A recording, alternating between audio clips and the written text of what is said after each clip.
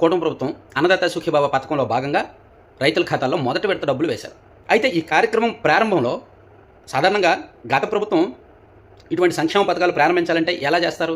గత సీఎం గారు camp office నుంచి బయలుదేరడం, ప్యాలెస్ నుంచి బయలుదేరడం, వెన్యూకి వెళ్ళడం, హెలిప్యాడ్లు, పరదాలు, మంది మార్బలం చుట్టూ పోలీసులు, డ్వాక్రా మహిళలు, విద్యార్థులు, వేలాది మంది జనం, ఒక బటను నొక్కడానికి ఒక బటను, సో చుట్టూ పరదాలు, బారికేడ్లు, ఎవరైనా ఎర్ర చొక్కా వేసుకుని వస్తే వాళ్ళని ఆపేయడాలు, ఎవరైనా నలుపు డ్రెస్సు నలుపు చున్నీలు వేసుకుని వస్తే వాళ్ళని ఆపేయడాలు, ఎక్కడైనా పక్కన పెద్ద బిల్డింగ్ ఒకటి ఉంటే ఆ బిల్డింగ్ చుట్టూ కూడా 100 మంది పోలీసులు కాపలా కాయడాలు, ఎక్కడైనా ఒక మంచి పెద్ద చెట్టు ఉంటే దాన్ని నరికేయడాలు, ఇవన్నీ కూడా గత ప్రభుత్వంలో చూసి జనం విసిగిపోయారు.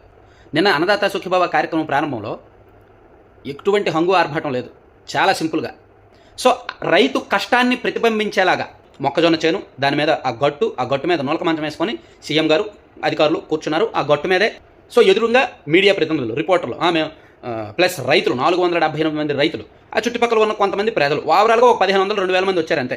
నిజంగా సీఎం గారు తలుచుకుంటే ఎంత ఇది గ్రాండ్గా చేద్దాం, ఒక వెన్యూ వేయండి, ఏసీలు పెట్టండి, ఒక 20,000 మందిని తీసుకురండి అంటే తీసుకొచ్చేస్తారు కదా, ఒక 2-3 కోట్లు ఖర్చు అవుద్ది. కానీ దాని జోలికి వెళ్ళాల, ఎటువంటి హంగు ఆర్భాటాలు లేవు, వేదిక కూడా నిర్మించాల, టెంట్లు కూడా వేయాల.